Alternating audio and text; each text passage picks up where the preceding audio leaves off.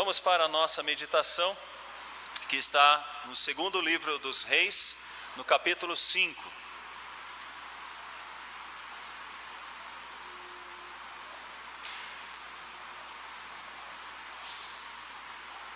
Nós vamos ler somente os primeiros versos. Vamos ler apenas os 5 primeiros versos. Geralmente a gente lê todo o texto, mas eu creio que muitos aqui já conhecem a história, e eu quero dar um destaque especial a esses primeiros 5 versos.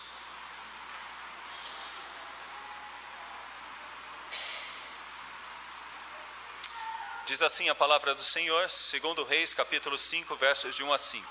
Naamã, comandante do exército do rei da Síria, era grande homem diante do seu senhor e de muito conceito, porque ele, o Senhor, dera vitória à Síria. Era ele herói de guerra, porém leproso. Saíram tropas da Síria e da terra de Israel, levaram cativo uma menina que ficou ao serviço da mulher de Naamã. Disse ela à sua senhora: tomara meu senhor estivesse diante do profeta que está em Samaria, ele o restauraria de sua lepra. Então foi Naamã, disse o seu senhor, assim e assim falou a jovem que era da terra de Israel. Respondeu o rei da Síria: vai, anda, e enviarei uma carta ao rei de Israel. Ele partiu e levou consigo 10 talentos de prata, 6.000 siclos de ouro e 10 vestes festivais. Meus queridos, geralmente nós temos uma preocupação com coisas grandes. Nós muitas vezes não entendemos que o nosso Deus humilha as coisas grandes com coisas simples. Aliás, todo o reino e o estabelecimento do reino foi assim. No contexto de grande poder, que é o Império Romano, ainda com os efeitos do Império Grego, nós tínhamos ali grande força bélica. Roma era poderosa, seu exército era reconhecido em todo o império, do leste ao oeste, do sul ao norte, suas estradas, a magnitude do seu poder, da sua estrutura organizacional, jurídica. Roma era uma grande força. E além disso, havia uma intelectualidade muito ressaltada pelo que sobrou ainda do que nós chamamos de um período grego e que se transformou depois num período helenístico. Os filósofos epicureus, estoicos, os cínicos, os pirrônicos faziam grande diferença no contexto de Roma. E era uma grande força. Nós olhamos para grandes coisas e ficamos muitas vezes assustados e damos muito mais valor às grandes forças. Mas é interessante que o Evangelho ele vem com simplicidade. O Evangelho ele vem até como uma coisa louca, porque a loucura que foi basicamente desprestigiada foi a força que menos de um século tomava conta de todo o império. O cristianismo se tornou uma grande força em todo o império em menos de 100 anos.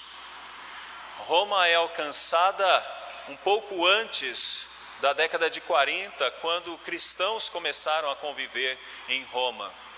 Então nós sempre temos esta ideia.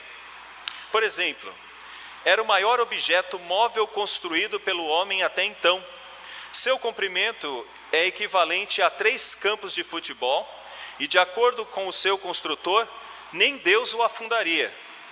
Já sabem do que estou falando.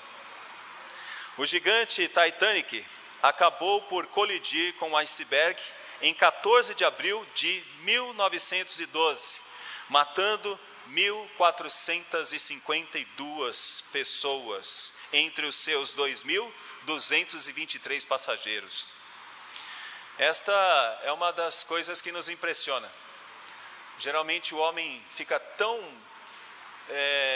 bobo, animado com coisas gigantescas e não percebe que a simplicidade, também aos olhos de Deus, é muito preterida. E simplicidade é uma das coisas importantes para o reino de Deus, porque o servo de Deus tem que reconhecer que ele não é nada, que ele não tem poder nele mesmo, que ele não tem condições de fazer nada se não for pela ação de Deus eficiente nele. Então é dessa forma que Deus age. Deus usa fracos, usa titubeantes, usa pessoas que não têm talvez nada que o mundo poderia olhar e dizer: eis aí alguém para valorizar. E nesse texto que estamos lendo temos algo parecido, porque nós vamos ver o grande Naamã. Vocês perceberam? O grande Naamã. Mas muitas vezes quem explica esse texto não percebe que ele começa fazendo um contraste entre o grande Naamã e uma simples menininha que está na casa de Naamã. E é sobre isso que eu gostaria que você meditasse comigo nesta manhã, que você pudesse entender, valorizar e perceber isso na vida da igreja. A igreja, ela avança na simplicidade. A igreja avança na simplicidade. Meus irmãos, gostaria de ler com vocês o capítulo 5 da nossa confissão de fé. O título do capítulo 5, Providência. Documento especial na vida da igreja presbiteriana. Todo crente deveria lê-lo. Todo crente deveria ter sempre um momento para recapitular e se ater aos princípios que a nossa confissão de fé passa. É claro que todo presbítero e diácono, antes de ser ordenado, deve dizer com toda alegria que recebe, aceita, acata os símbolos de fé da igreja. Temos a confissão, o catecismo maior e o catecismo menor. Eles são muito importantes. E eu gostaria que você meditasse nisso, pensando nesse capítulo 5, no tópico 1. Só o tópico 1. Diz assim: pela sua muito sábia providência. Crianças, providência significa direção certa, tá bom? Uma palavra difícil, né? Mas quando você ouvir a palavra providência, entenda que é direção certa. É uma direção que não erra, é uma direção que tem sentido, é uma direção premeditada que tem começo, meio e fim. Então, providência é a direção certa.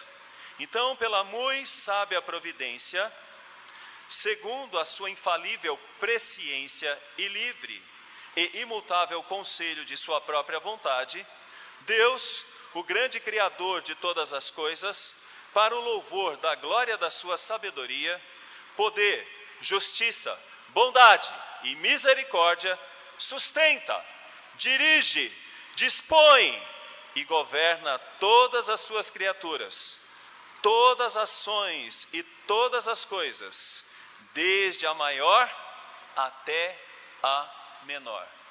Desde a maior até a menor.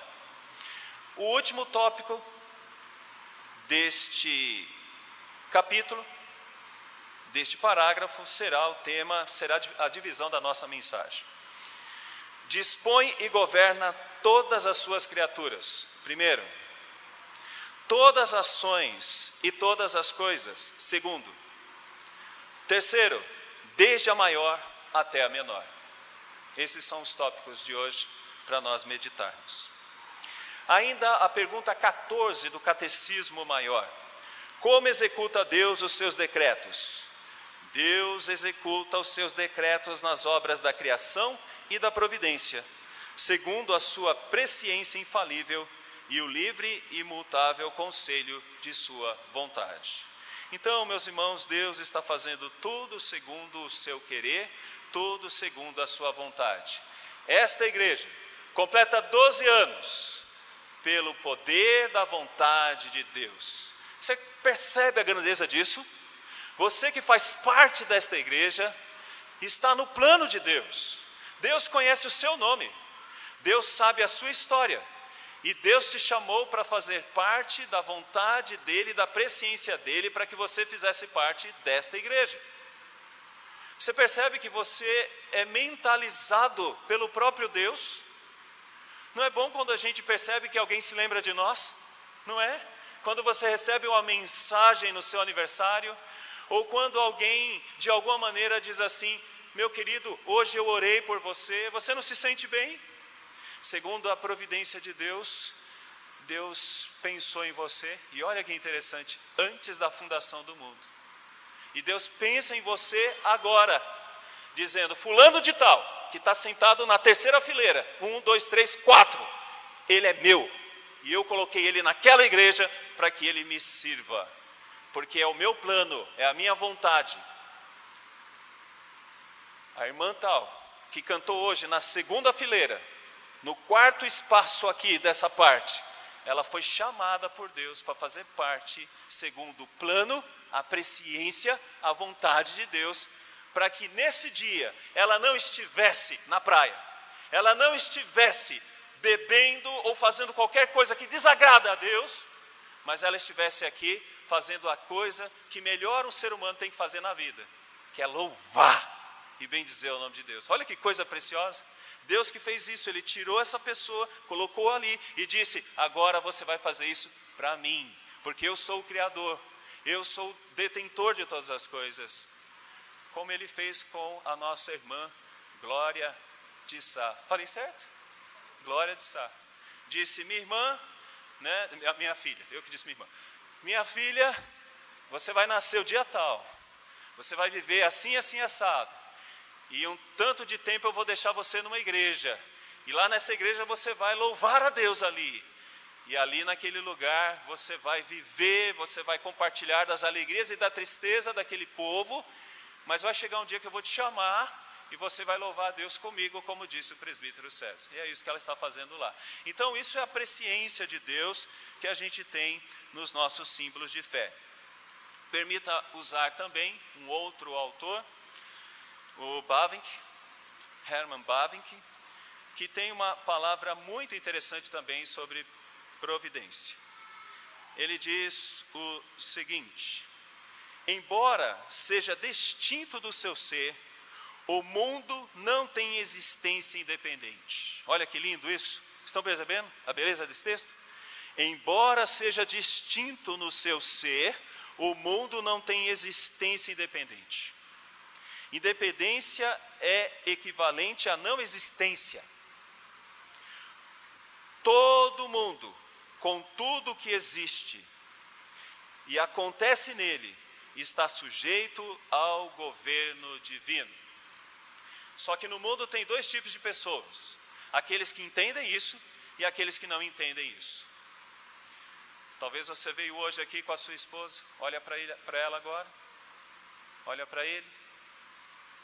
Você veio com seu pai, olha para ele, olha para ela, né? Sua mãe. Isso é o governo de Deus. Deus colocou esse homem maravilhoso. Posso falar que é maravilhoso, irmã? Ai, que bom. Colocou esse homem maravilhoso na sua vida. No dia tal, quando você olhou para ele e falou, é ele, o meu príncipe. E disse assim, eu vou casar com ele. E vocês têm uma história. É o governo de Deus que fez isso acontecer. Ah não, pastor, fui eu que conquistei com o meu charme.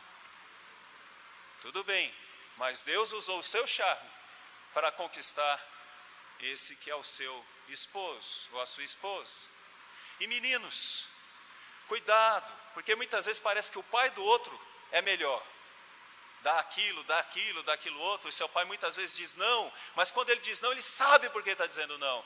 E esse homem que foi colocado na sua vida para ser o seu pai, Deus está guiando a vida dele, Deus governa a vida dele. Então entenda que seu pai é muito importante para você, foi Deus quem colocou seu pai para que você pudesse olhar para ele e dizer, aqui eu tenho a minha referência de vida, a minha mãe é a minha referência de vida. Isso tudo é o governo de Deus, como está dizendo o Bavinck. O Bavinck vai dizer mais, verão e inverno, dia e noite, anos frutíferos e estéreis, luz e trevas, tudo isso é obra dele e é realizado por ele. Meus irmãos, é muito bonito de ver estas coisas acontecerem, porque tudo aquilo que talvez você já fez e disse, será que valeu a pena? Você deve pensar não assim, mas você deve dizer, por que Deus me trouxe até aqui? E se Ele me trouxe até aqui é porque tem algum sentido, tem alguma razão, tem algum propósito. E é sempre assim que um crente deve enxergar tudo que acontece na sua vida. E não só a luz, mas como diz o Bavinck, as trevas também. E não só quando tem frutos, mas no período onde tudo está estéril, também deve ser visto assim. Um crente consegue entender realmente, vamos dizer junto? Todas as coisas cooperam para o bem daqueles que amam a Deus. É maravilhoso entender isso. Sabe por quê? O homem pode fazer muitos planos, mas a gente sabe que o governo final é de Deus, e que bom que é assim, porque Ele governa muito bem. Ele é o melhor, Ele é o único que pode governar com eficácia. E é nesse sentido que nós observamos o simples começo. Uma igreja que passa a ser idealizada na mente de algumas pessoas. Vai parar numa galeria.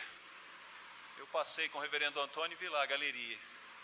E ali começa, poucas pessoas, um trabalho tímido, um trabalho simples. E hoje nós estamos aqui, 12 anos depois, dizendo: eu faço parte desta história. Eu faço parte deste momento na vida do governo de Deus, do governo abençoado de Deus. E eu queria que você percebesse isso nesses 3 pontos, porque a nossa confissão diz isso. Foi o que nós lemos quando ela fala assim: dispõe e governa todas as suas criaturas. Dispõe e governa todas as suas criaturas. Eu queria que você entendesse um pouco mais o texto antes de eu entrar em cada um desses pontos, tá bom? Eu queria que você tivesse uma percepção desse texto. Esse texto, meus irmãos, ele tem um valor de mostrar para nós que num contexto difícil do povo de Israel, que estava se distanciando de Deus, Deus levantou um homem chamado Eliseu, que já foi orientado pelo seu mestre Elias, a mostrar ao povo os caminhos errados que estavam tomando e ter uma linha correta, ter uma linha mais sóbria, segundo o querer de Deus. Então esse texto está falando sobre esse profeta e sobre a eficácia da ação de Deus por meio desse profeta. Esse texto está falando de um rei fraco, que é o rei de Israel. O nome dele é Jorão. Jorão, meus irmãos, é um rei que está tímido. Pode perceber a reação dele nesse texto. Olha o que diz o verso de número 7. Ele vai ler a carta do rei da Síria. O nome do rei da Síria é Ben-Hadad. Tendo lido o rei de Israel, verso 7. A carta rasgou as suas vestes e disse: acaso sou Deus com poder de tirar a vida ou dá-la, para que este envie a mim um homem para eu curá-lo de sua lepra? Notai, pois, e vede que procuram pretexto para romper comigo. Ele ficou apavorado com a carta do rei da Síria. Olha a palavra do profeta, verso 8. Ouvindo, porém, Eliseu, homem de Deus, que o rei de Israel rasgara as suas vestes, mandou dizer ao rei: por que rasgastes as tuas vestes? Deixai-o vir a mim, e saberá que há profeta em Israel. Percebe a diferença do rei para o profeta? O rei titubeante, medroso, apavorado. O profeta: pode mandar para cá, traga ele aqui. Ele vai ver que tem profeta, ele vai saber que tem profeta. Lembre-se bem, coisas grandes e coisas simples. Rei, com todo o seu poder, com toda a sua pompa, quando recebe essa carta, fica apavorado. Eliseu demonstra toda a tranquilidade, porque é um servo de Deus, como diz o texto, homem de Deus. O rei da Síria é Ben-Hadad, e ele está aumentando o seu poder, ele está avançando e tomando conta de vários territórios de Israel. Nós estamos vendo as guerras lá na Palestina, e a gente percebe como que é. Cada centímetro é motivo de muita luta, muita guerra, cada centímetro. cada centímetro. Isso acontecia também no passado. A Síria está avançando. O rei da Síria, Ben-Hadad, está lutando para que isso aconteça. E você pode perceber a força desse rei. Quando ele sabe que lá em Israel existe alguém que poderia libertar o seu principal general da lepra, ele manda muito dinheiro para lá. Ele manda 6.000 ciclos de ouro. 6.000 ciclos de ouro. Segundo alguns cálculos, isso chegaria a quase $1 milhão.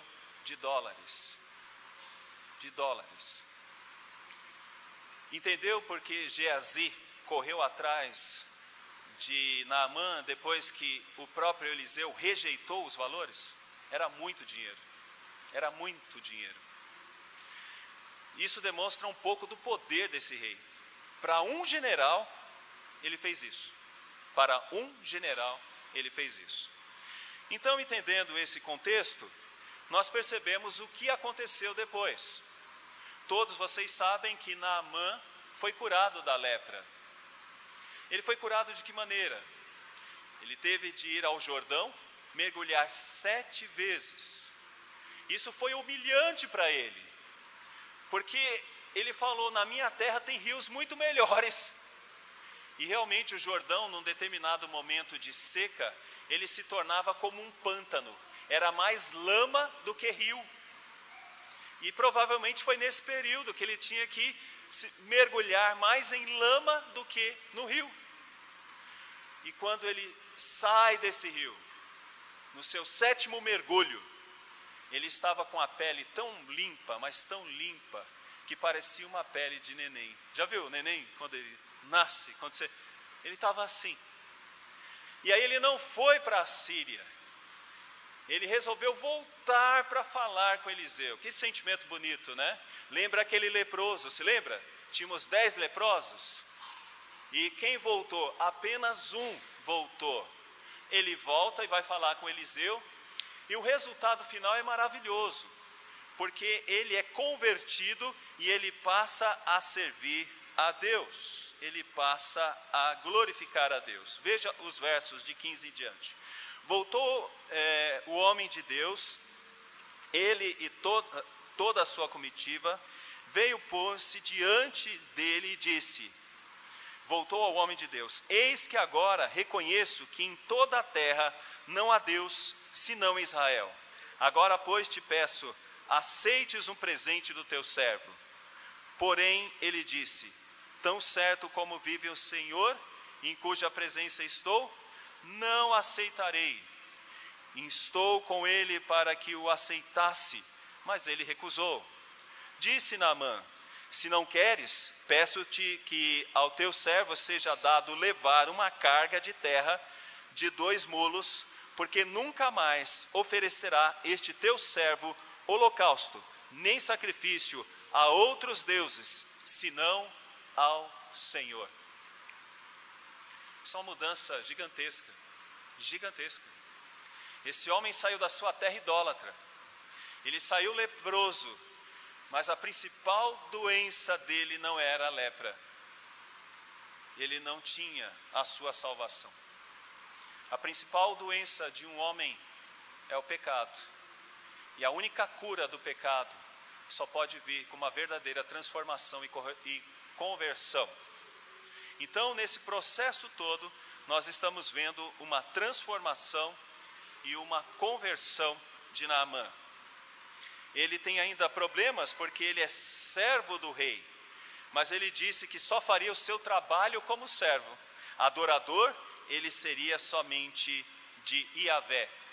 E você pode perceber isso porque ele usa sempre a expressão Iavé. É a expressão pactual. Significa que agora ele se vê como alguém que faz parte do pacto. Ele é um gentio alcançado pelo poder de Deus para fazer parte do povo de Deus, mesmo vivendo na Síria. Então, meus irmãos, mais uma vez aqui, nós encontramos algo maravilhoso, algo suntuoso.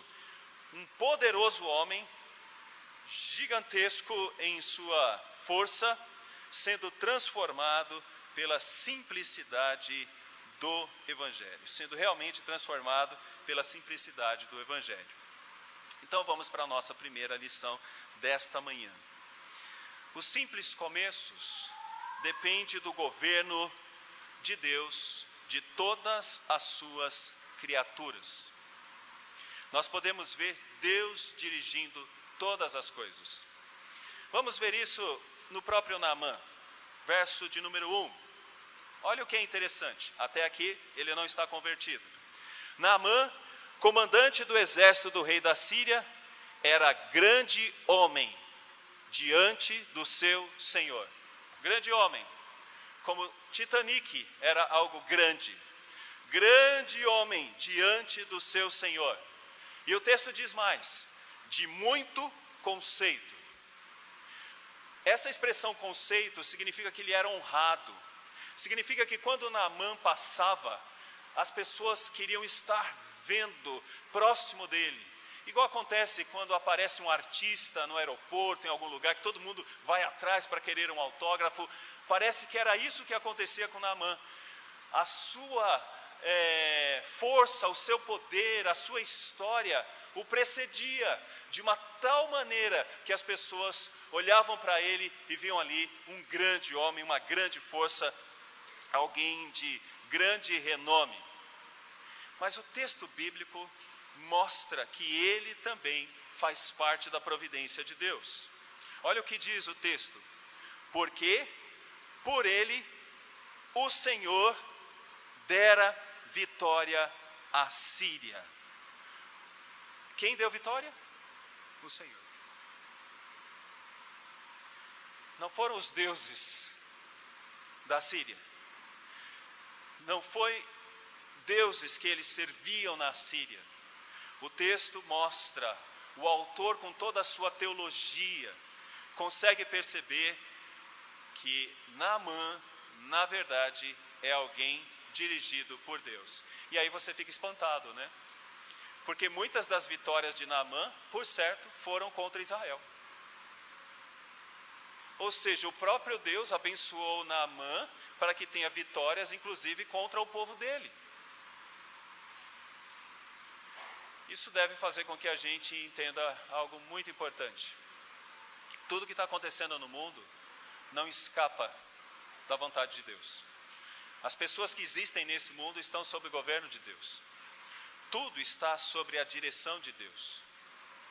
Isso deveria gerar em nós alguma calma, alguma tranquilidade, porque nós estamos diante daquele que controla uma folha que cai de uma árvore, ou um pássaro que cai de uma árvore, mas controla o que está acontecendo com as nações, com tudo. E aqui nós observamos, meus irmãos, um primeiro relance interessante do governo de Deus.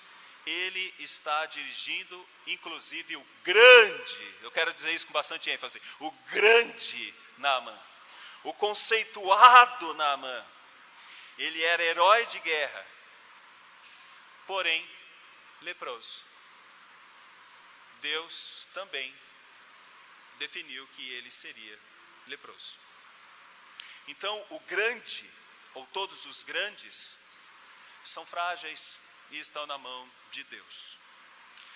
Essa é uma primeira lição que nós temos que aprender aqui nesta manhã. Você veio adorar um Deus que governa as galáxias, que governa as estrelas, conhecendo todas pelo nome, mas que governa cada um de nós e cada coisa simples que acontece na vida de todos nós.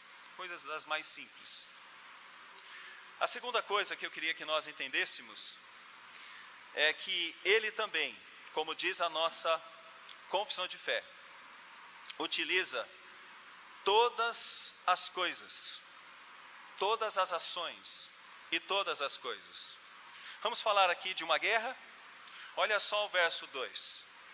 Saíram tropas da Síria e da terra de Israel, levaram cativa uma menina que ficou ao serviço da mulher de Naamã. Vocês têm o nome dela? Vocês conhecem o nome dessa menina? Não existe nada que fale a respeito do nome. Por vezes a Bíblia usa pessoas anônimas, que nós não sabemos, não temos tantos detalhes. Mas isso não quer dizer que devamos deixá-las de lado.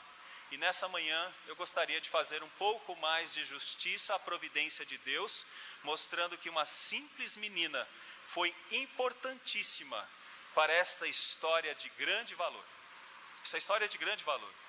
E no final pretendo mostrar por quê também.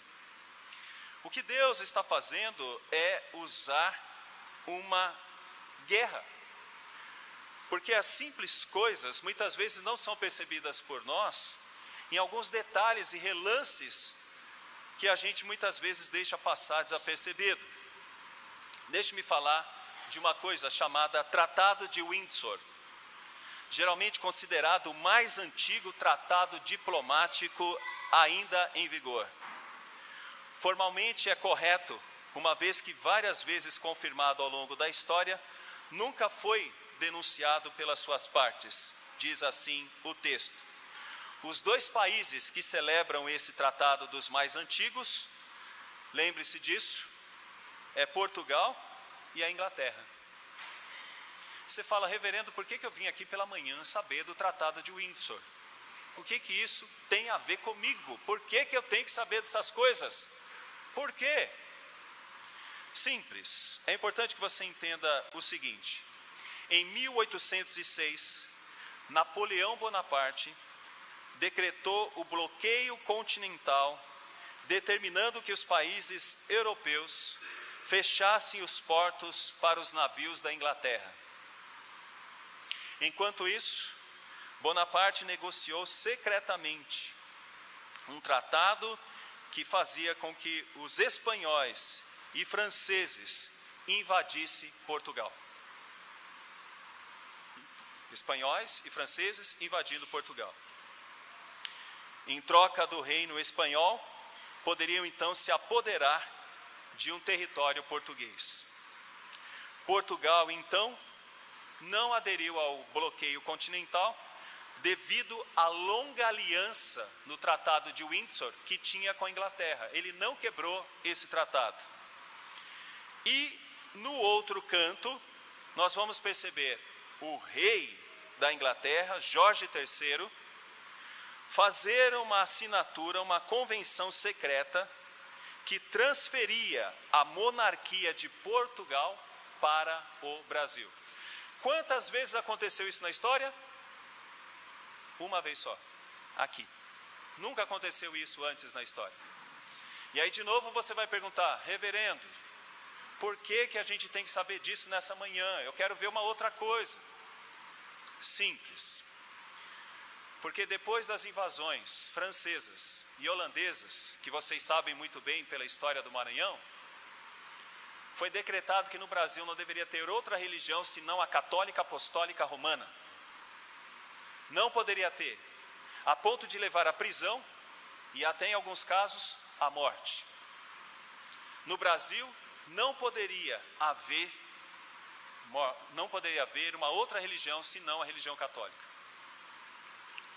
Mas por causa disso, em 1808, o Brasil teve que fazer uma aliança de comércio, fortalecendo assim o tratado de amizade, porque a troca de mercadorias ficou muito forte entre a Inglaterra, a colônia inglesa na América e o Brasil. E o Brasil teve que se manter durante muitos anos firme com a coroa aqui no Brasil, mas tendo um grande trânsito de protestantes no Brasil. E com isso ele teve que abrir mão por um edital. E o que dizia esse edital? Os protestantes poderiam ter culto no Brasil.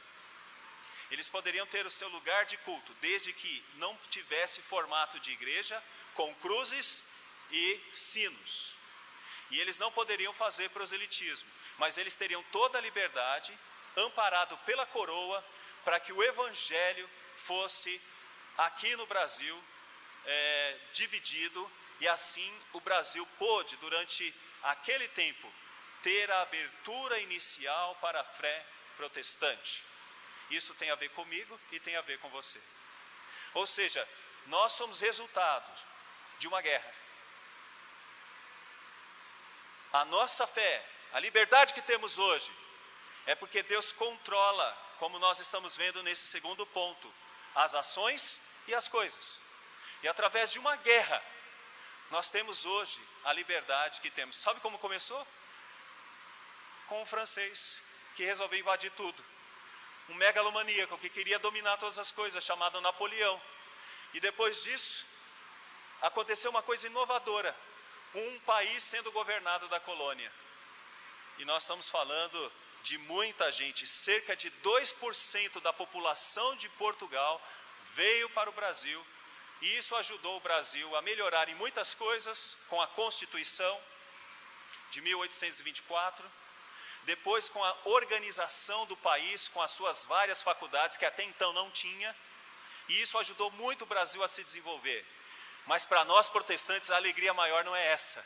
A alegria maior é porque as portas do Evangelho foram escancaradas depois disso, para que os crentes pudessem adorar e bendizer o nome de Deus.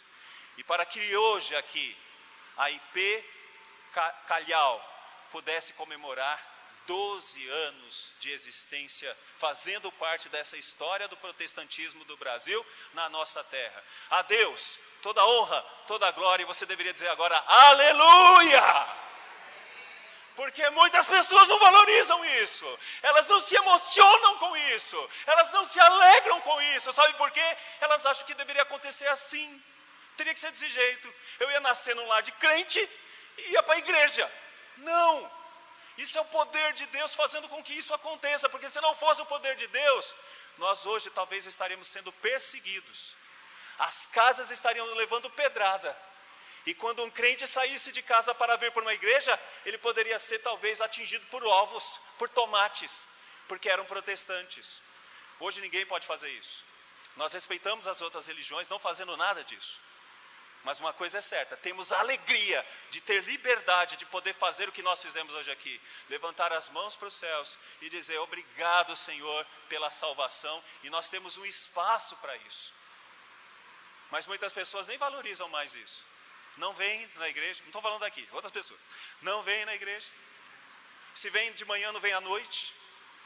Porque não conseguem entender que isso é o poder de Deus, como diz a nossa confissão de fé. Ressaltando que Deus, na sua simplicidade, cuida de todas as ações e de todas as coisas como uma guerra. Essa é a terceira lição.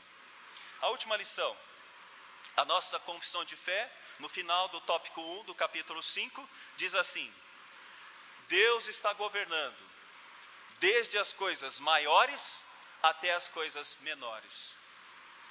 Naamã aparece o nome dele. A menina, nós não sabemos o nome dela. Mas olha o poder dessa menina. E eu queria chamar a atenção aqui das crianças e dos jovens para esse momento. Principalmente de vocês. Olha o que diz o texto. Saíram tropas, verso de número 2, da Síria e da terra de Israel, levaram cativo uma menina. Como que foi isso? Segundo os dados históricos, geralmente era assim. Talvez o pai e a mãe eram mortos e as crianças ficavam. E geralmente eles pegavam essas crianças e levavam para serviços na casa de alguém. Essa menina, segundo o termo hebraico é Nahara. Nahara. Esse termo hebraico que está sendo usado aqui, mostra que ela estava entre os seus 10, 11 ou 12 anos. Por que ela foi levada? Porque as menorzinhas muitas vezes eram mortas. É triste dizer isso. Por que as maiores eram levadas? Porque elas tinham força para fazer trabalho. E essa menina foi levada. Cativa. Isso é muito importante. O texto está dizendo que ela não foi, eu queria dar uma volta na Síria. Crianças, não é como se fosse Disney, sabe? Vou para Disney. Como é que você vai para Disney? Vai alegre, não vai? Né? Você já foi para Disney? Eu também não. Né? Vai alegre. Vai alegre. Essa daqui está indo cativa. É um termo muito pesado. Nós vimos recentemente o que fizeram com crianças lá em Israel. Prenderam em gaiolas. Em gaiolas. Vocês viram aquela cena triste? E essa menina foi levada cativa. O que diz o texto?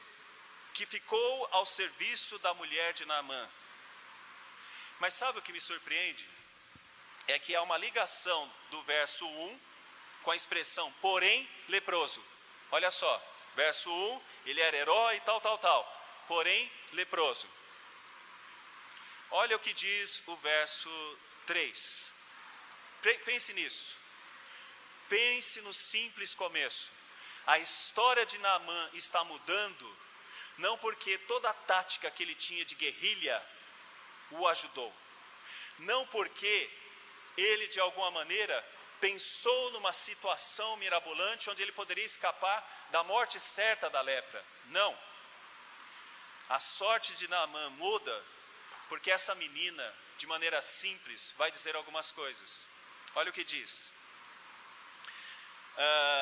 Tomara meu Senhor estivesse diante do profeta que está em Samaria, ele o restauraria da sua lepra. Eu acho isso lindo no texto. Você já parou para pensar nesse texto? Nessa expressão dela?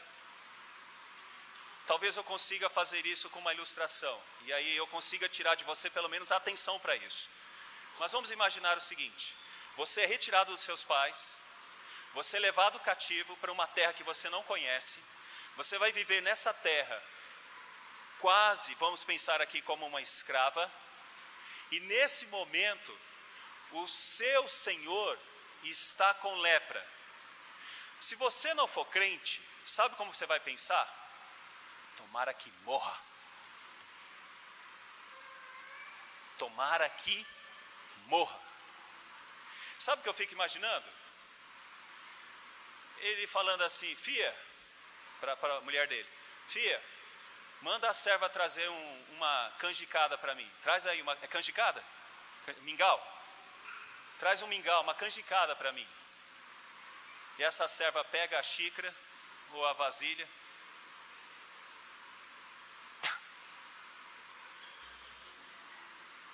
Não é? Vocês estão entendendo o que eu estou dizendo? Qual é o sentimento que ela poderia nutrir? Raiva, ira, dissensão, facção, discórdia. Ira, raiva, tudo isso. Eu vejo algo diferente nela. Ela diz uma expressão que é quase uma oração: reverendos, irmãos. Olha o que ela diz. A expressão dela é tomara. É quase uma oração. Tomara o meu Senhor estivesse diante do profeta que está em Samaria, ele o restauraria da sua lepra. E daqui por diante, essa menina vai se tornar conhecida dos reis de duas formas. Olha o que o verso 4 diz: foi Naamã e disse ao seu senhor: assim e assim falou a jovem que é da terra de Israel. Aquela menina simples está sendo apresentada para o rei Ben-Hadad. Respondeu o rei da Síria: vai, anda, e enviarei uma carta ao rei de Israel. Ele partiu e levou consigo 10 talentos de prata, 6.000 ciclos de ouro e 10 vestes festivais. Levou ao rei de Israel a carta que dizia: logo em chegando a ti esta carta, saberás que eu te enviei a Naamã, meu servo, para que o cures de sua lepra. Meus irmãos, esse último tópico é muito interessante. Deus usa Naamã, mas Deus usa ela, uma simples menina, para fazer uma coisa fantástica e maravilhosa. Sabe por quê?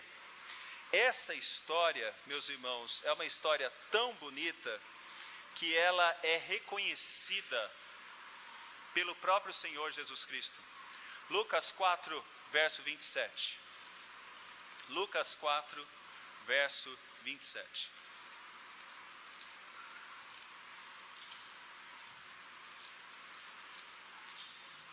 Lucas 4, verso 27, a gente tem algo interessante aqui nesse texto, para vocês verem a grandiosidade da simplicidade dessa menina. É até icônico, né, dizer a grandiosidade da simplicidade dessa menina. Diz assim o texto: havia muitos leprosos em Israel nos dias do profeta Eliseu, e nenhum deles foi purificado, senão Naamã, o sírio. O próprio Senhor Jesus Cristo está fazendo aqui uma referência da cura dessa menina. E a gente só se lembra da cura. Mas a gente sabe que essa cura atingiu Naamã pela simplicidade como Deus, na sua providência, usou a menina. Você percebe? Coisas simples, coisas muito simples, coisas muito simples. Isso me faz então ir para as aplicações, terminando assim a minha mensagem. Então quero que você entenda de onde eu tirei minha mensagem. Tirei do capítulo 5, tópico 1, da providência da nossa confissão de fé. Pela sua muito sábia providência, a direção certa, segundo a sua infalível presciência e o livre e imutável conselho de sua própria vontade, Deus, o grande Criador de todas as coisas, para o louvor da glória da sua sabedoria, poder, justiça, bondade, misericórdia, sustenta, dirige, dispõe, e aqui entra o primeiro tópico, governa todas as suas criaturas. Deus governa todas as suas criaturas. Naamã não conseguiu vitória, se não fosse da vontade de Deus que ele conseguisse vitória. Todas as ações e todas as coisas. A guerra foi importante para que aquela menina fosse para a casa de Naamã e lá se tornasse uma referência salvífica para a família de Naamã.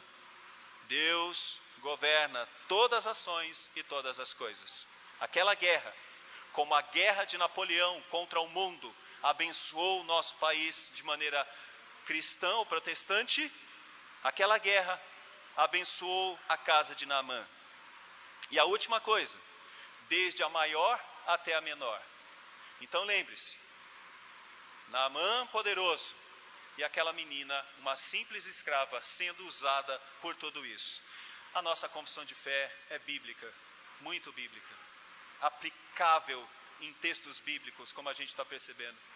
Gostaria que você assumisse isso como uma lição importante para a sua vida, porque muitas vezes a confissão de fé vai ficando empoeirada nas nossas casas, ela não é lida, ela não é meditada, e ela foi produzida por muita luta, com muita oração, muito jejum. É uma confissão muito bonita para que a gente possa meditar, é claro, não com ela sendo a referência principal, mas a palavra de Deus. E agora vamos para as aplicações, terminando assim a minha mensagem desta manhã, meus irmãos. Vamos para algumas aplicações. A primeira aplicação, a aplicação que eu gostaria que você entendesse nessa manhã, está na política. Porque aqui nós estamos diante de um contexto geopolítico. Síria, Israel, poderes com reis, o rei de Israel, o rei da Síria. Contexto político. Nós vivemos momentos complicados no contexto político do nosso país. Estive conversando com alguns de vocês ontem no nosso encontro, aliás, maravilhoso encontro, parabéns à igreja, parabéns ao conselho, e vi preocupação de muitos de vocês com política. Medo que o nosso país se transforme numa Venezuela. Medo que o nosso país se transforme num país totalmente anticristão. Como acontece na Europa, a expressão que é usada na Europa hoje é pós-cristão ou pós-cristã. Eu queria que você ficasse com o coração mais calmo. Porque Deus governa. Se aproprie disso hoje, nessa manhã. Deus governa. Pode vir o pior. Pode vir o pior. Mas Deus está no controle. Não se preocupe. Deus controla o coração do rei, como Ele controla os rios, como diz o texto de Provérbios. Ele pode fazer que até um homem mau seja uma grande bênção para uma nação. A nossa confiança não está nos presidentes. A nossa confiança não está nos reis. A nossa confiança está no eterno Rei, no soberano Senhor, que governa todas as coisas. Nada acontece nesse mundo se não for da vontade dele. Todos os problemas que você já passou na sua vida, as enfermidades que você já enfrentou, tudo isso estava sob o controle de Deus. Nada. Tem igrejas que dizem que é Satanás. Satanás, meus irmãos, não pode fazer nada se não for da permissão de Deus. E tem algumas igrejas que estão dando mais trela a ele do que a Deus. Nós estamos aprendendo nesse texto que ele está controlando o coração de Naamã, quando ele fazia o mal invadindo Israel. Mas agora Deus mudou o coração dele para que ele volte para a Síria e volte motivado a adorar o único e verdadeiro Deus. Que transformação poderosa! Mas isso aconteceu comigo. Eu não era evangélico, eu estava numa outra fé e Deus me chamou pela providência dele. Um dia eu estava jogando bola e jogava mal bola, reverendo César, e o grande jogador, que é o nosso reverendo Antônio, não joga bola? Muita bola? Reverendo alguns. Então vou corrigir. Eu estava tentando jogar bola num campinho, na Vila Lopes, com 12 anos de idade, e um diácono chegou lá e falou assim: você não quer ir para a escola dominical? Eu nem sabia o que era escola dominical. E Deus chamou. E hoje minha família toda, que não era também evangélica, está nos caminhos do Senhor. Eu agradeço a Deus por ter colocado o diácono Valdir, naquele dia, que saiu daquela casa onde era um ponto de pregação e resolveu rodar a rua para chamar crianças para ir para a igreja. Eu agradeço a Deus a vida desse diácono, que abençoou tanto a minha vida. Eu louvo a Deus pela vida dele. Mas antes de tudo eu louvo a Deus pela providência dele, de mandar alguém para falar de Jesus para mim. Você está entendendo a preciosidade que é você estar aqui? Porque talvez não foi o diácono, mas foi teu pai e tua mãe que falou: filho, segue os caminhos do Senhor, se mantenha firme nos caminhos do Senhor.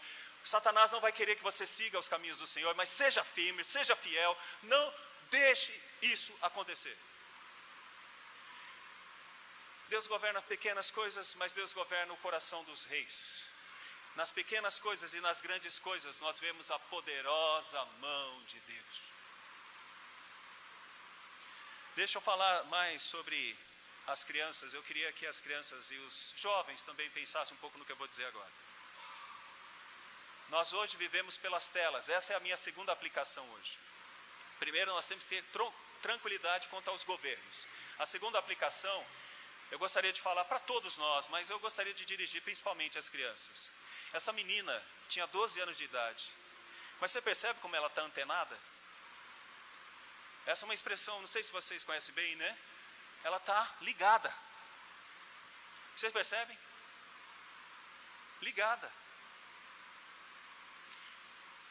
Hoje, os nossos adolescentes estão ligados.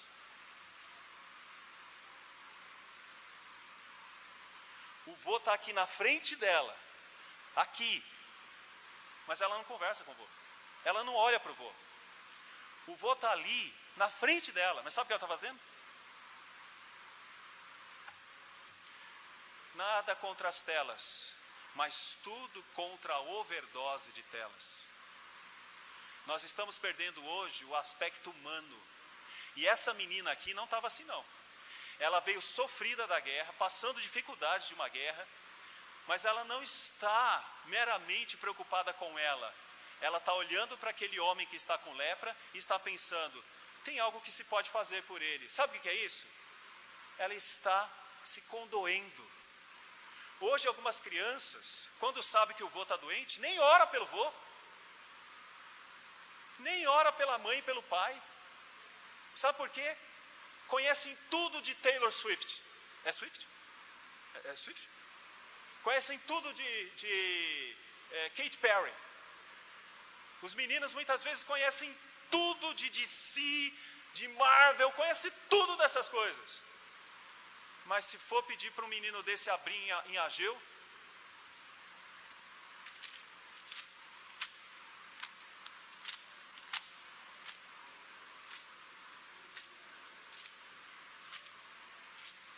está no inário e não achou Ageu.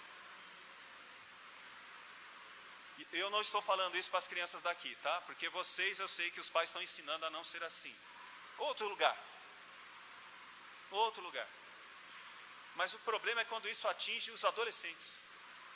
Você pega um adolescente que na hora do sermão, ele sai. Ele vai lá tomar água, sei lá o quê, mexer com o telefone. Nós não temos hoje mais pessoas antenadas. Essa menina evangelizou Naamã. Uma menina de 12 anos abençoou a vida de um dos homens mais poderosos da Síria. Deixa eu dizer por quê. Porque Deus usa as coisas simples para humilhar as coisas grandes desse mundo. Como é o Evangelho. Diante de tanta filosofia que nós tínhamos no primeiro século, um homem simples, com 12 homens e um dele que era perdido, ele fez a diferença no mundo todo. Só com uma simples pregação. Qual era a simples pregação? Crê no Senhor Jesus e será salvo. A gente quer tanto intelectualidade, né? Tem que ter. Mas no final das contas é para o simples, para as coisas simples. O nosso Deus é simples, apesar de ser quem Ele é, incompreensível. Eu queria que você entendesse isso, meu irmão, minha irmã, também já jovem. Talvez você conheça tanta coisa da sua faculdade, mas você não está com o coração na obra, e talvez você não consiga fazer a diferença diante das pessoas que estão perto de você, porque você não está antenado. Você está no mundo do seu TCC, no mundo da sua preocupação em melhorar de emprego, no mundo da sua preocupação de ter uma vida melhor como casados, um casamento melhor. Você está preocupado com tantas coisas, mas você não está percebendo que o seu grande objetivo de estar nesse mundo é servir o grande Deus, que é o governador de todas as coisas. E nessa menina a gente vê alguém antenada, atenta, e muitas vezes nós damos muito valor, e tem que dar, a Eliseu, porque ele é importante na história, a Gease também, que é importante na história, a Naamã, que é importante na história, mas muitas vezes nós não damos valor aos anônimos. O ministério desse homem, ou desses homens do conselho, não está sendo sustentado, muitas vezes só pela capacidade que eles têm, administrativa, de estudo, mas talvez por uma criança, um irmãozinho, uma irmãzinha, que ninguém nem sabe o nome muitas vezes. Vocês sabem o nome de todo mundo aqui? Amém, eu espero que você saiba. Mas muitas vezes por alguém que é um anônimo, mas que todo dia de manhã dobra o joelho e ora, abençoa o pastor Antônio, sustenta a vida do pastor Antônio, capacita o pastor Antônio, capacita os outros pastores, que eles sejam bênção onde eles estão trabalhando, que eles possam ser renovados em vigor e glória para a honra do teu nome. E muitas vezes são esses desconhecidos que estão sustentando a igreja, e que muitas vezes são fiéis no seu dízimo de 2 salários mínimos, porque muitas vezes aqueles que têm grandes valores nem se lembram de dizimar, mas uma pessoa simples assim, todo domingo chega lá e fala assim: isso aqui é a minha alegria de depositar, como nós depositamos as ofertas hoje aqui diante do Senhor Deus. Então eu vejo, meus irmãos, que isso é maravilhoso, maravilhoso. Como seria bom ter pessoas mais antenadas, mais ligadas, desprendidas tanto das suas preocupações e mais apreendidas no reino, como essa menina estava, longe da sua terra, longe dos seus parentes. Ela estava muito mais antenada. E você sabe o que é interessante? Ela está sendo aqui mais importante até que o rei de Israel, porque foi por meio dele que nós vemos o medo e a tristeza, mas é por ela que a gente vê a superação da angústia e da ira para abençoar a vida de Naamã. A última lição e a última aplicação, na verdade, para a igreja do Calhau. Lembra da galeria? Lembra? Quantas pessoas ali? Quantas, Eberano? Quem estava lá? Levanta a mão. Olha onde vocês estão hoje. Simples começos, Mas é com simples começos que acontecem grandes coisas. E hoje vocês são grandes. E pelos planos que eu vi do conselho, através da vida da fala do reverendo Antônio, vocês têm muito chão ainda para correr, ou para trilhar. Mas saibam disso, o mesmo Deus que abençoou aquela menina, fazendo com que ela abençoasse Naamã, é o Deus que vai abençoar a igreja do Calhau, para ser uma igreja muito maior, mais forte. Vocês vão ter um problema legal. Sabe qual é o problema legal? Vão precisar de mais espaço. Porque o Maranhão todo vai vir para cá. O Maranhão todo vai querer saber desse Jesus. Sabe por quê? Porque ele cura não de lepra. Ele cura do pecado, que é a pior doença que a humanidade tem. E ele já faz isso. E ele continuará fazendo isso até o último dia. Que Deus nos abençoe. E que Deus abençoe essa igreja. Amém.